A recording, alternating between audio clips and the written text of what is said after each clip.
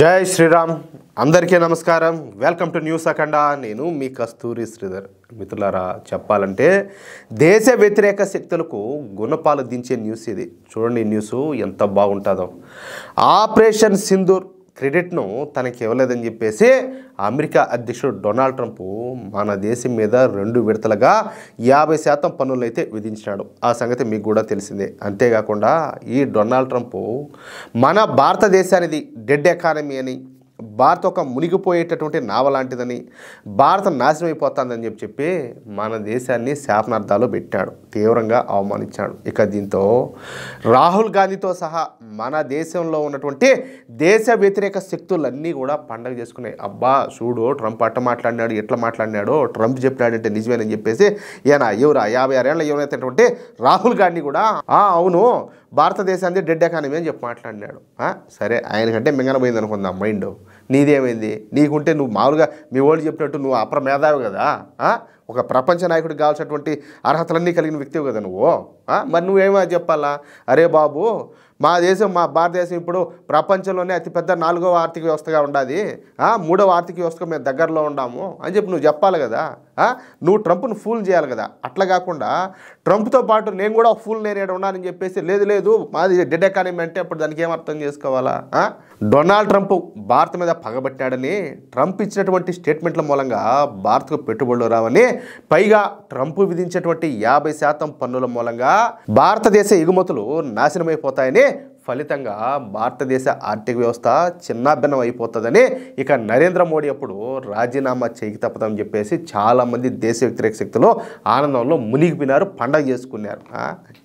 వాళ్ళ అంటే వీళ్ళ అధికారం కోసం దేశం నాశనం అయిపోయినా ఇబ్బంది లేదు.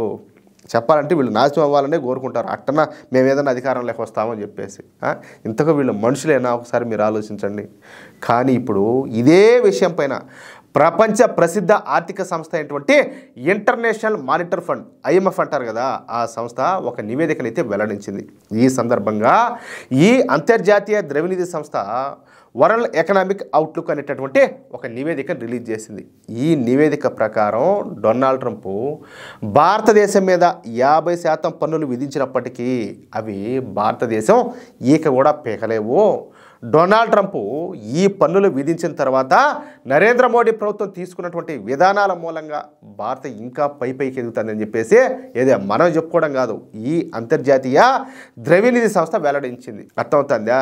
అంతేకాకుండా భారతదేశంలో ప్రైవేటు వినియోగం బలంగా ఉండడమే ఈ వృద్ధికి ఊతమిచ్చిందని చెప్పేసి తెలియజేసిందనమాట. ప్రభుత్వం GST సంస్కరణల ద్వారా వినియోగ వస్తువులపైన పన్నులు తగ్గించడంతో దేశీయ డిమాండ్ మరింత పెరిగే అవకాశం ఉందని, ఇది అమెరికా సుంకాల ప్రభావాన్ని అధిగమించడానికి సహాయపడుతుందని చెప్పేసి ఈ నివేదికలు అయితే పేర్కొన్నారు. ఇప్పుడు దీని గురించి మాట్లాడండి, అబ్బాయి దీని గురించి మాట్లాడరు.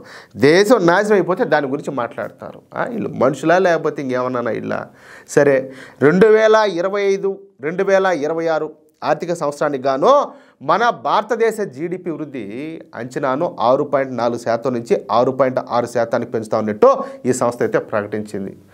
భారతదేశ ఎగుమతులపైన అమెరికా భారీ సుంకాలను విధించినప్పటికీ కూడా దేశీయంగా బలమైనటువంటి పనితీరు కారణంగా ఈ అంచనాను సవరించినట్లు తన వరల్డ్ ఎకనామిక్ అవుట్లుక్ నివేదికలో స్పష్టం చేశారనమాట. అంటే ఇప్పటికే మన భారతదేశ వృద్ధి రేటును ప్రపంచ బ్యాంకు 6.3% నుంచి 6.5%కి పెంచింది. ఇప్పుడు కొత్తగా అంతర్జాతీయ ద్రవ్యనిధి సంస్థ కూడా మన భారతదేశ వృద్ధి రేటును 6.4% నుంచి 6.6%కి పెంచడం ఇక్కడ విశేషం అనమాట. పైగా భారతదేశం పెట్టుబడులకు స్వర్గధామం అని చెప్పి తెలియజేసింది. అంటే ఏంలే, మీరు నిరభ్యంతరంగా పోయి భారతదేశంలో పెట్టుబడి పెట్టుకోవచ్చు, మీరు బాగా లాభాలు పొందుతారని చెప్పి చెప్పినారనమాట. అంటే మొన్న వరల్డ్ బ్యాంకు, ఇప్పుడు అంతర్జాతీయ ద్రవ్యనిధి సంస్థ ఇచ్చినటువంటి ఈ రిపోర్టుల మూలంగా భారత్కు పెద్ద ఎత్తున పెట్టుబడులు అయితే రానున్నాయి. కొత్త పరిశ్రమలు భారతదేశంలో స్థాపించున్నారు. ఫలితంగా ఏంటంటే మన దేశంలో ఆర్థిక వృద్ధి మరింతగా జరగనున్నదన్నమాట. ఇక ఈ రిపోర్ట్తో మన దేశంలో ఉన్నటువంటి దేశ వ్యతిరేక శక్తులకు ఫీజులు ఎగిరిపోయినట్టయింది. మొన్నేమో వరల్డ్ బ్యాంకు, ఇప్పుడేమో అంతర్జాతీయ ద్రవ్యనిధి సంస్థ ఈ విధంగా భారతదేశం గురించి, నరేంద్ర మోడీ గారి పరిపాలన గురించి పాజిటివ్గా ఈ నివేదికలన్నీ కూడా వెల్లడిస్తూ ఉండడంతో ఈ సూడో సెక్యులర్ సన్నాసులకు, నరేంద్ర మోడీ గారి వ్యతిరేకులకు, అలాగే హిందూ వ్యతిరేకులకు ఏమి చేయాలో అర్థం కాక తల బాదుకుంటున్నారు, ఏడ్చి చేస్తున్నారు. అది విషయం. దేవుడు ఉన్నాడయ్యా, దేవుడు ఖచ్చితంగా మనల్ని చల్లగానే చూస్తాడు. ఎందుకంటే భారతదేశం ప్రపంచంలో ఎవరికి కూడా వెనుపోటు పడవలా, ఎవరిని మోసం చేయాల, ఎవరికి ద్రోహం చేయాల, అర్థమవుతుందా? కాబట్టి భారతదేశం ఎప్పటికి కూడా బాగానే ఉంటుంది. చెప్పాలంటే భారతదేశాన్ని ఎవరైతే నాశనం చేయాలనుకుంటారో వాళ్ళే సర్వనాశనం అయిపోతారు. అది విషయం. అయితే ఏమంటారా మిత్రులారా? ఈ న్యూస్ కనుక మీకు నచ్చినట్లయితే ఖచ్చితంగా ఈ న్యూస్ నలుగురికి షేర్ చేయండి. అలాగే ప్రతి ఒక్కరు కూడా ఈ వీడియోకు సంబంధించి మీ యొక్క అమూల్యమైనటువంటి అభిప్రాయాలను కామెంట్ రూపంలో తెలియజేయండి. ఇంకో విషయం ఏంటంటే, ఇంతవరకు మీరు కనుక మన ఛానల్ను సబ్స్క్రైబ్ చేసుకున్నట్లయితే ప్రతి ఒక్కరు కూడా మన ఛానల్ను సబ్స్క్రైబ్ చేసుకోండి, సపోర్ట్ చేయండి ప్లీజ్. జై శ్రీరామ్, జై హింద్.